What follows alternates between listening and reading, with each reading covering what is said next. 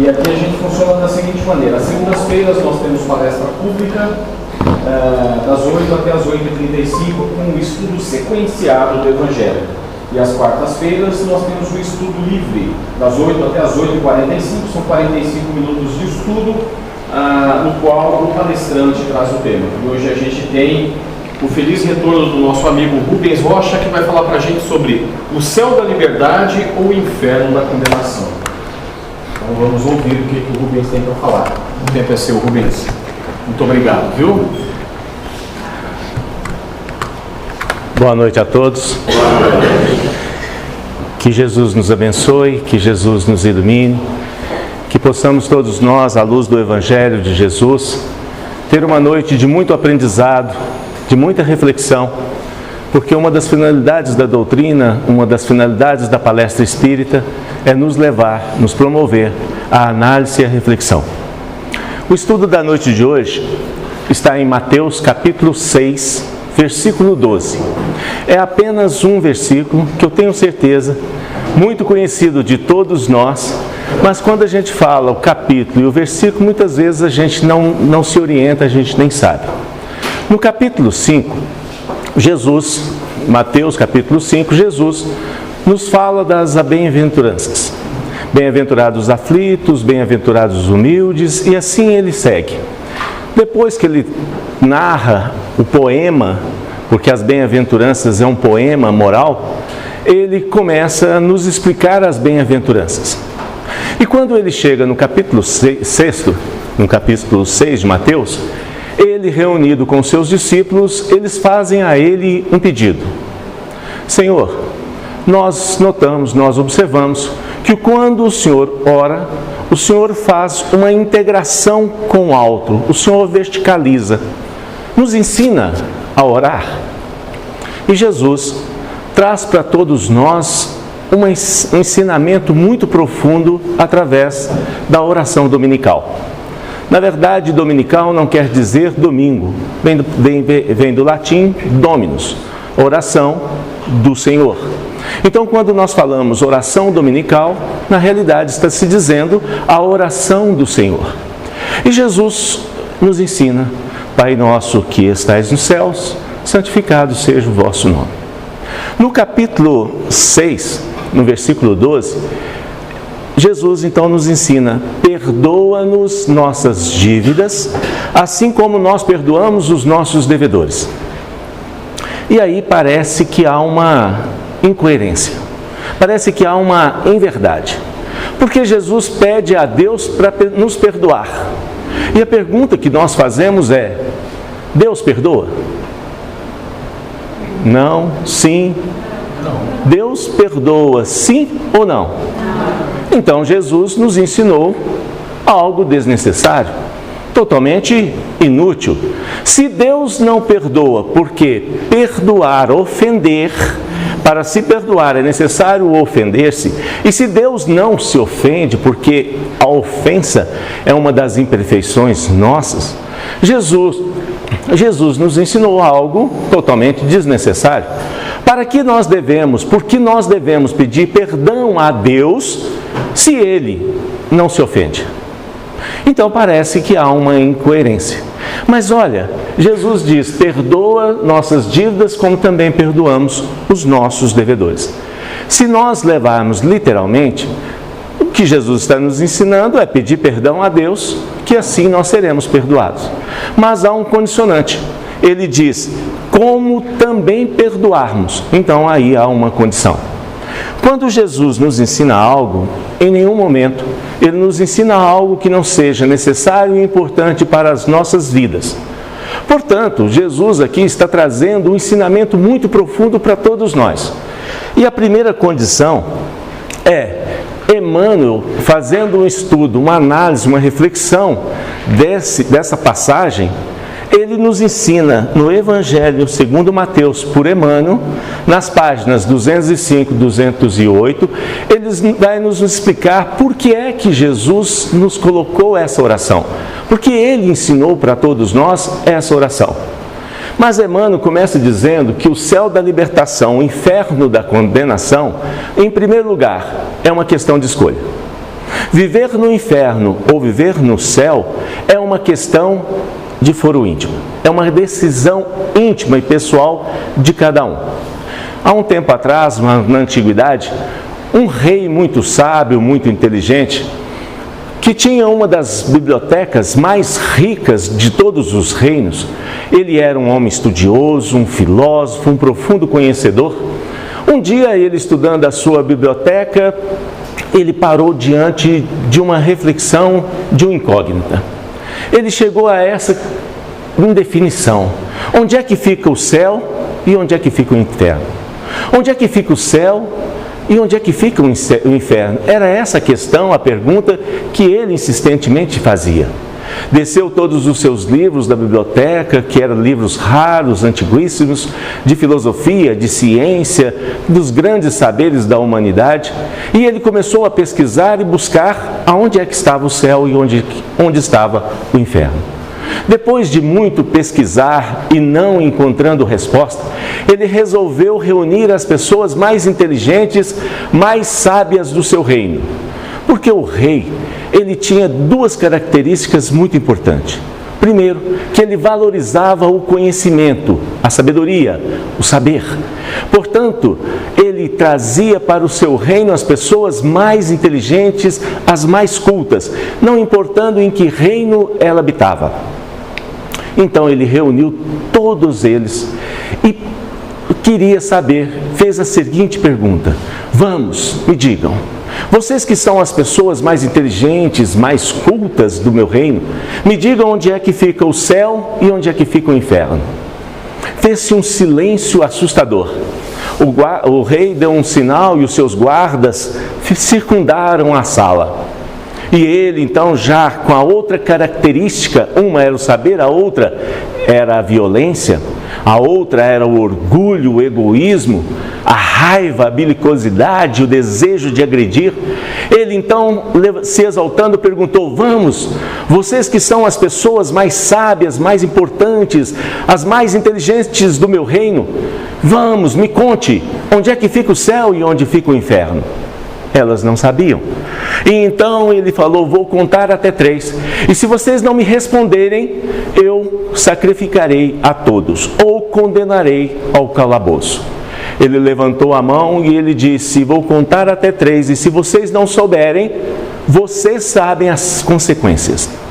O rei então disse: 3, 2. Quando ele ia bater na mesa, executando, determinando a sentença, o seu conselheiro que estava do lado de cá levantou a mão e disse: majestade, nós não sabemos, mas se o senhor nos der 6 meses, com certeza nós te traremos a resposta. Era um conselho do conselheiro, então não era desprezível. O rei, apesar de ter ficado com muita raiva, disse a todos eles: vão. Mas se daqui 6 meses, se vocês voltarem e não tiverem a resposta, vocês sabem o que acontecerá. Todos eles saíram em corrida e começaram a pesquisar emissários para outros reinos, todos eles querendo saber onde é que ficava o céu e o inferno. Passados 6 meses, correu célere. Ali estavam todos eles reunidos mais uma vez, e dessa vez todos os guardas já estavam posicionados com a mão na espada, alguns com a mão no punhal, porque eles sabiam que o rei não gostava de ser contrariado. E o rei então fez a fatídica pergunta, e novamente fez-se um silêncio absoluto.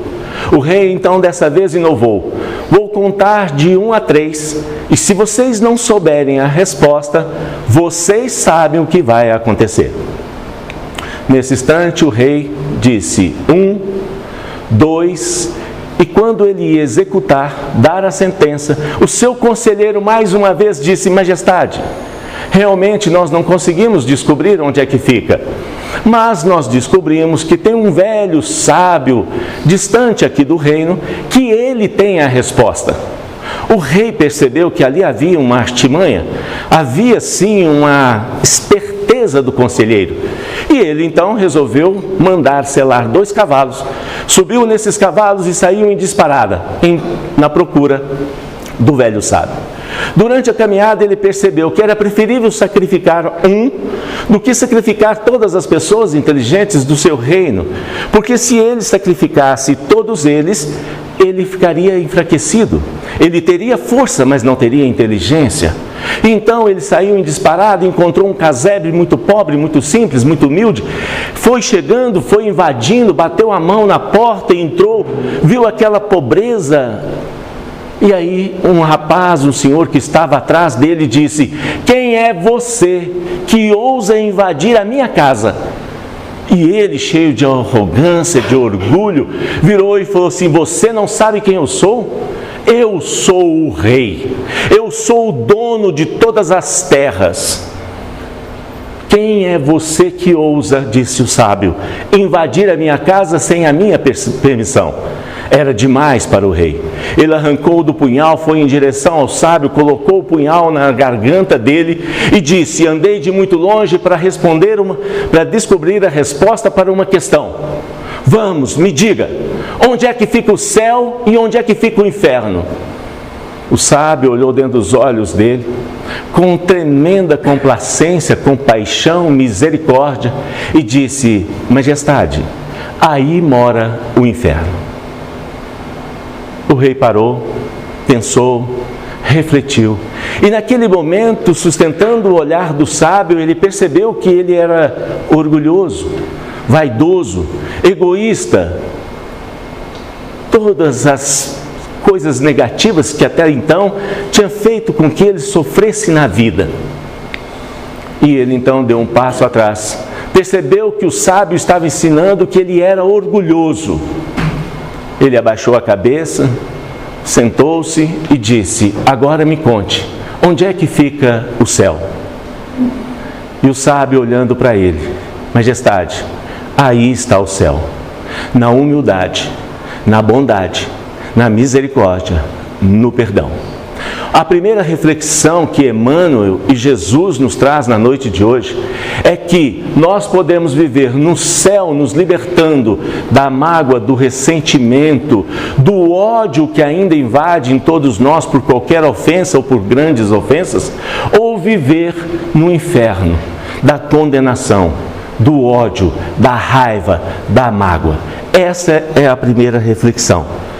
Mas a segunda reflexão é que quando Jesus nos ensina a pedir perdão, Ele está nos dizendo, questão 621, Ele está nos chamando a fazer uma reflexão, uma análise na nossa consciência. Como é que nós pedimos perdão para nós mesmos se somos incapazes de perdoar ao outro? Como que nós somos merecedores do perdão se eu ainda guardo mágoa, ressentimento, raiva, revolta? Então nós temos, de um lado, o céu e o inferno dentro de nós mesmos, que nós podemos escolher, é uma decisão de cada um.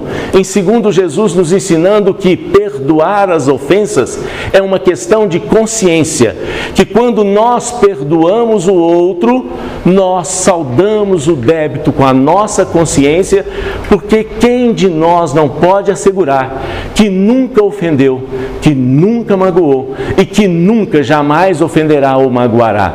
Se não nessa vida, quem sabe na próxima ou quem sabe na anterior. Há uma outra questão que Jesus nos ensina. Kardec, perguntando aos espíritos os atributos de Deus, eles nos disseram: Deus é imutável, imaterial, único, todo-poderoso e soberanamente justo e bom. Vejam que os espíritos colocam primeiro a justiça. Se Deus é justo, Ele assim procederá com justiça comigo e com o outro.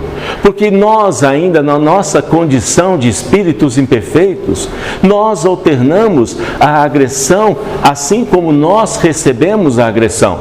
Se Deus fosse bom unicamente, Ele não executaria a sua justiça, mas sendo justo, Ele é justo não só com o agressor, mas também com o agredido.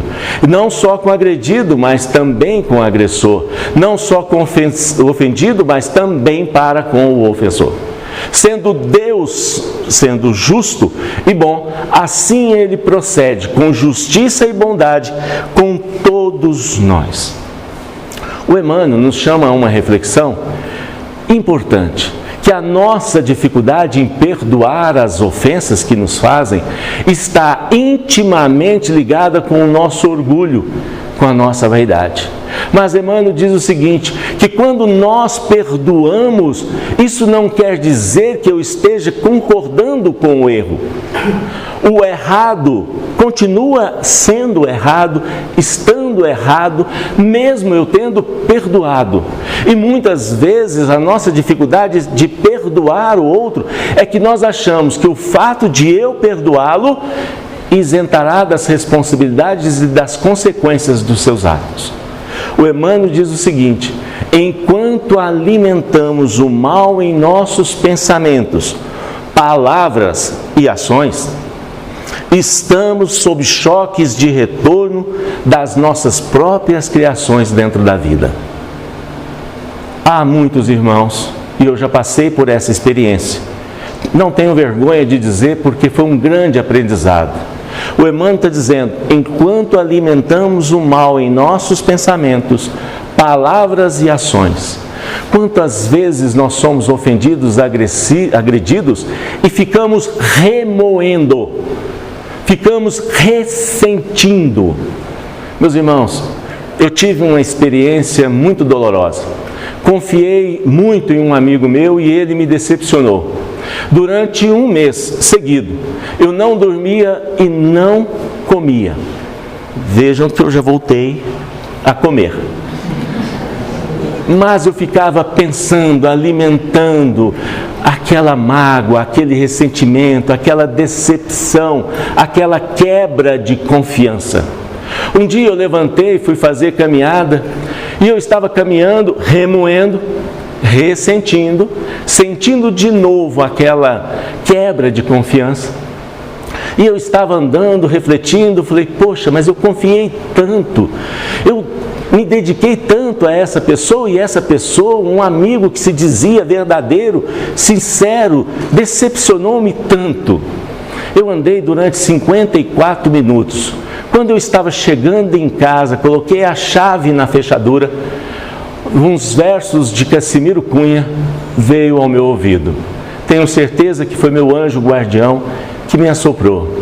Ele disse, meu amigo, se queres paz constante e guerra pouca, ajuda sem reclamar e aprende a calar a boca. Ai, como doeu! Um puxão bem dado de um espírito amigo dói, mas é porque nós sabemos que é verdade.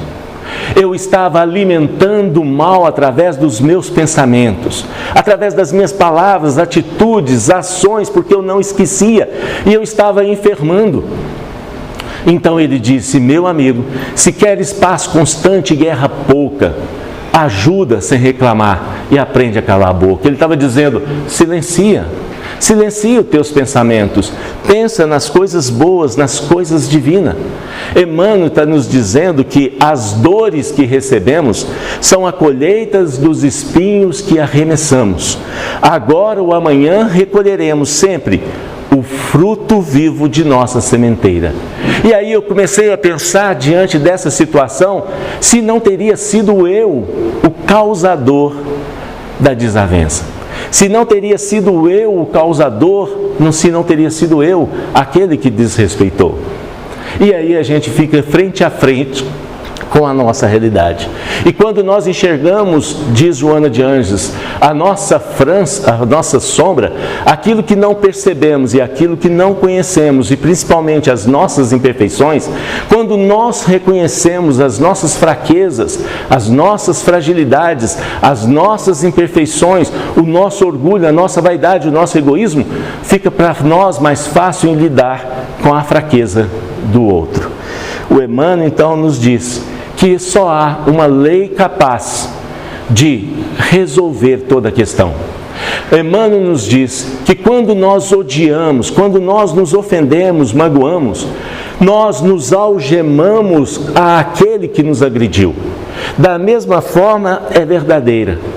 Quando nós não nos perdoamos pela agressão que fizemos ao outro, nós nos algemamos ao infrator. É uma questão de escolha você se libertar ou não.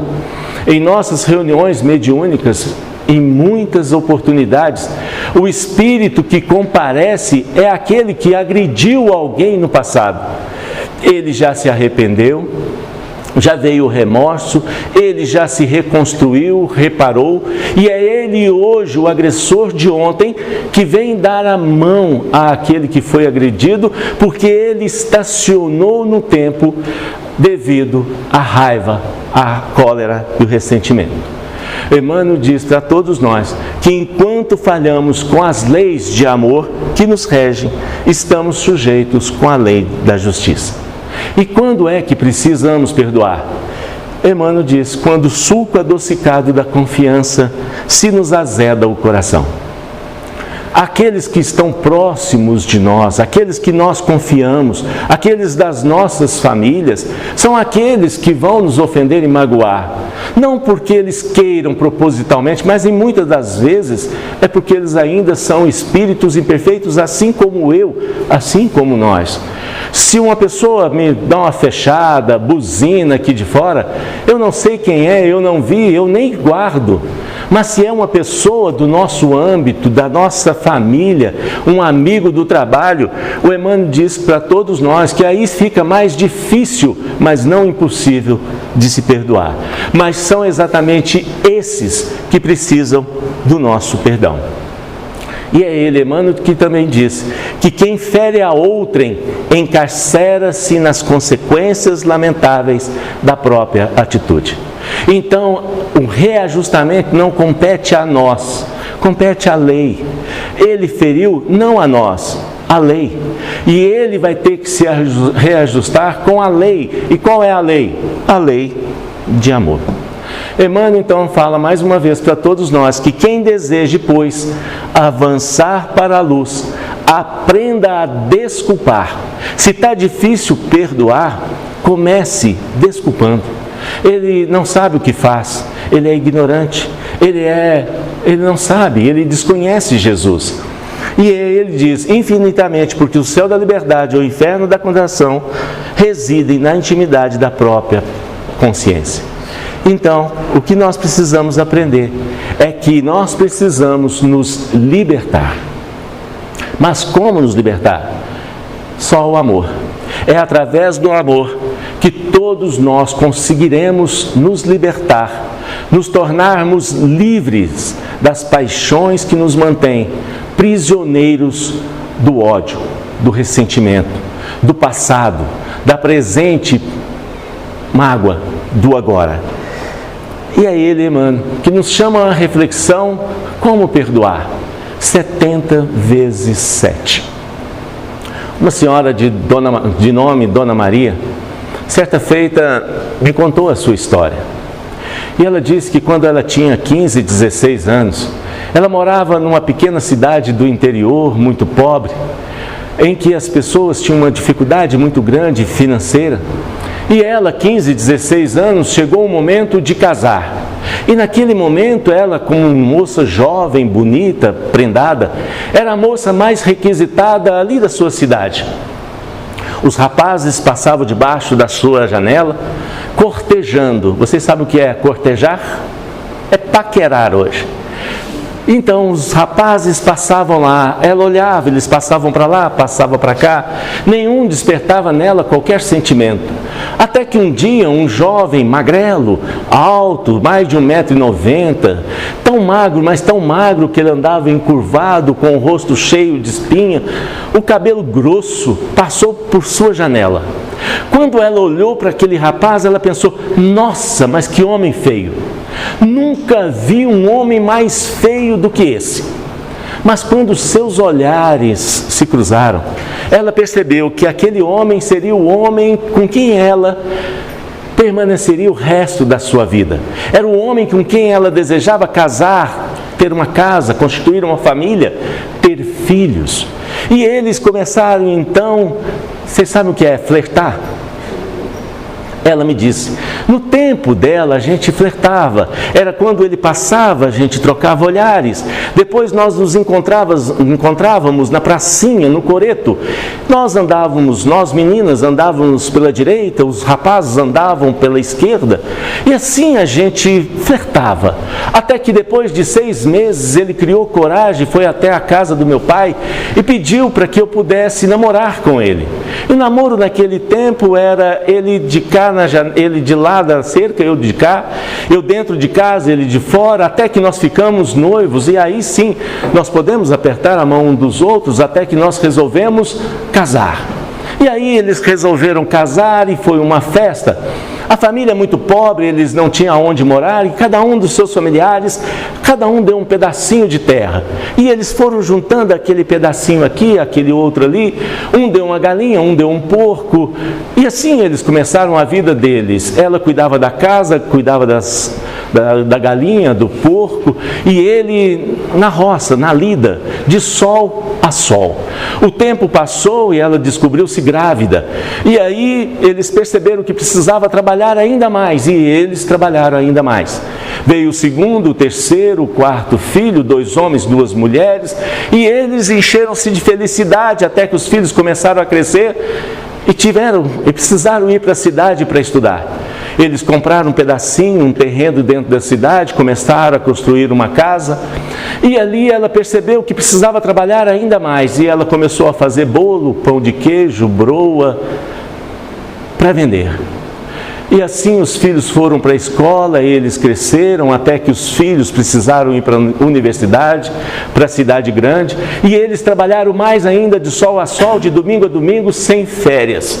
Mas cada vez que eles trabalhavam, eles economizavam, compravam um pedacinho de terra, compravam mais uma casinha, e assim eles foram progredindo na vida, foram crescendo financeiramente, os filhos foram para a universidade, só enchia de orgulho porque os meninos eram educados, estudiosos, e assim a vida foi passando. Eles adquiriram um certo patrimônio, o tempo passou. Depois de 40 anos, um dia à tarde, ela estava em casa fazendo café, fazendo pão de queijo, bolo, broas, preparando a mesa para receber seu marido, o João, que estava chegando da roça. Ela pegou o bule com café, escutou no portão o barulho dele chegando, pegou a caneca e começou a servir o café. E ela começou a pensar, já se passaram 40 anos e eu e o João, nós nunca tiramos um dia de férias. Os meninos moram na cidade grande, lá tem praia. Eu sempre tive vontade de pisar na areia, eu sempre tive vontade de provar se a água do mar realmente é salgada. Que saudade que eu estou dos filhos, dos netos. Vou chamar o João para a gente ir tirar umas férias. Quando ela estava acabando de servir, o João entrou e ela disse, João, eu estava pensando, e ela mal terminou a frase e ele disse, eu quero divórcio. Ela falou, como? Ele falou assim, eu quero a separação. Ela estava ali colocando café, começou a derramar, começou a queimar os seus dedos, mas ela não percebeu. E ele então disse para ela, olha, já tem 10 anos que eu tenho uma outra mulher. Com essa mulher eu tenho um filho de 8 e um outro filho de 6. Eu quero a separação, eu quero o divórcio e meu advogado vai te procurar. Ela não entendeu. Ela ficou olhando o café derramado, ela sentou-se, se sentiu fria, morta naquele momento. E ela passou ali a noite sentada, tentando entender o que o marido havia dito. Passou-se alguns dias, uma vizinha veio socorrê-la. Ela, chorosa, começou a odiar o marido. O advogado veio e procurou e disse a ela, o seu marido está deixando essa casa por misericórdia, por bondade para você, por pena. Ela disse, mas como pena se nós temos um saldo bancário, se nós temos casa, se nós temos fazenda? Ele disse, não tem mais nada. Durante os anos, ele foi passando tudo para o nome da amante e para os filhos dela.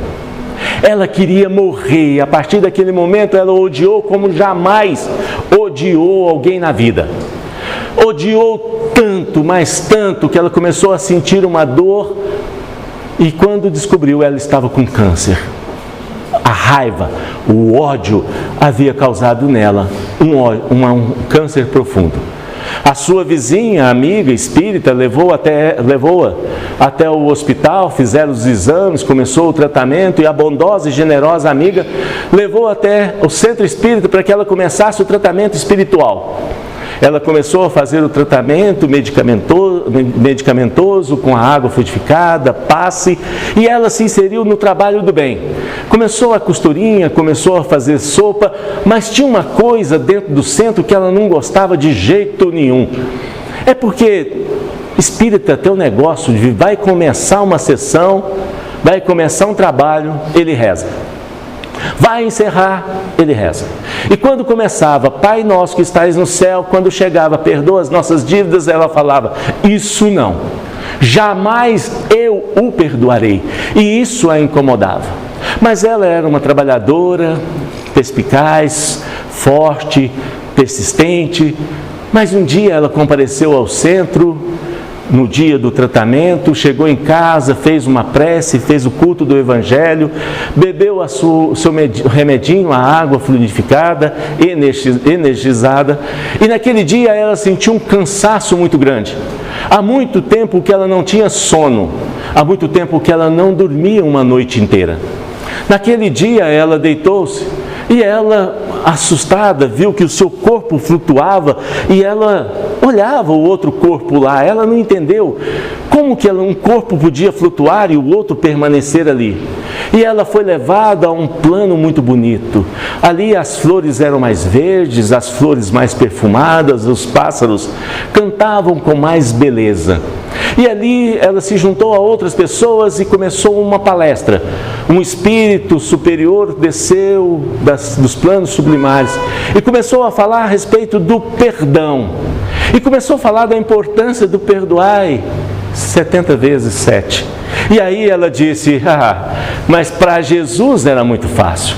Jesus não tinha nem aonde colocar a cabeça. Nós tínhamos fazenda, tínhamos carro, casa, conta no banco. Ele me levou tudo. Jesus dormiu com um amigo. Eu dormi durante 40 anos com o inimigo. Jesus, para ele era fácil perdoar, porque ele era um amigo. Mas esse homem não. Ele era o pai dos meus filhos, aquele com quem dividiu a minha velhice, aquele que, durante o trabalho, me viu envelhecer e não teve um mínimo de respeito por mim. Mas o palestrante falava perdoar 70 vezes 7, mas ele disse mais uma coisa e ela ficou ainda mais indignada.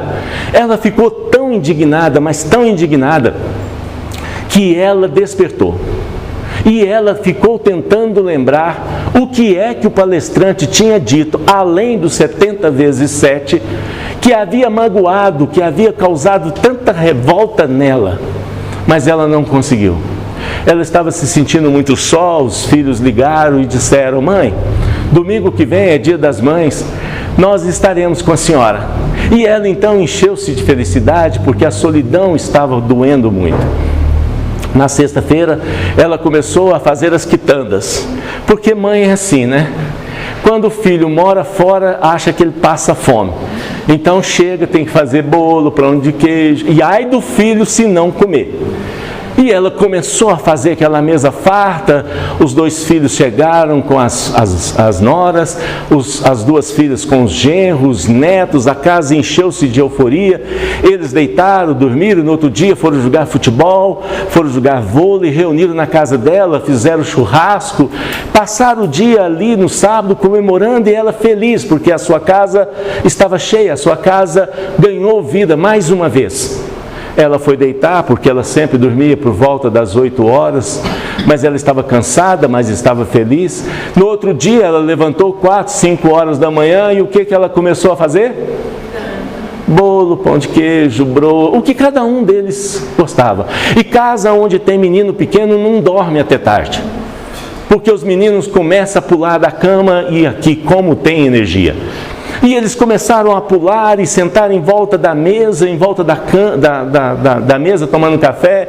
Os filhos levantaram, as noras também, e eles começaram a conversar, e ela sentou e olhou em volta a sua família. O neto veio, pendurou na sua perna, o outro veio, pendurou na outra, pendurou no seu pescoço, começou a beijar, mas beijava com tanto amor que até babava e ela ficava feliz, enchia-se de alegria. E foi nesse instante que um quadro vivo, uma tela imensa do tamanho dessa parede, abriu-se à sua frente. E ela lembrou então, naquele momento, o Espírito, o palestrante espiritual dizendo: perdoa 70 vezes 7, e se tiver difícil, comece pela gratidão. Nesse instante, ela olhou os seus filhos, olhou as suas meninas, olhou as crianças em volta dela, abraçando, beijando. Foi naquele instante que ela percebeu: se não fosse o João, eu não teria os filhos que eu tenho. Se não fosse o João, eu não teria a família que eu tenho. Se não fosse o João, eu não teria a família que eu tenho. Nesse instante, ela fechou os olhos e, sem perceber, em voz alta, ela começou a dizer: Pai nosso, que estais nos céus, santificado seja o vosso nome. Venha a nós o vosso reino, seja feita a sua vontade, assim na terra como no céu. O pão nosso de cada dia nos dai hoje. Perdoa, Pai, as minhas dívidas. Perdoa, Pai, as minhas ofensas, porque eu perdoei ao João. Porque eu sou grata, apesar de tudo, pela família que eu tenho. Apesar de tudo, eu sou grata pelos filhos que eu tenho. Naquele instante, ela sentiu que um peso saía dos seus ombros. As lágrimas caíram e ela percebeu que os seus filhos estavam envoltos dela, abraçando, beijando a mãe. E naquele instante, ela sentiu amor verdadeiro pelo João e por toda a sua família. Chico Xavier nos diz que uma mágoa não é motivo para outra mágoa.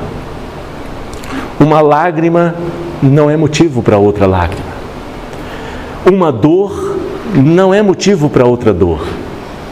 Só o riso, o amor e o prazer merecem revanche. Só o riso, o amor e o prazer merecem revanche. O resto, mais do que perda de tempo, é perda de vida. Perdoar até 70 vezes 7. Grato a Deus, a Jesus, é o que eu sou, por Ele me permitir estar com todos vocês na noite de hoje. Muito obrigado a todos, que Jesus nos abençoe.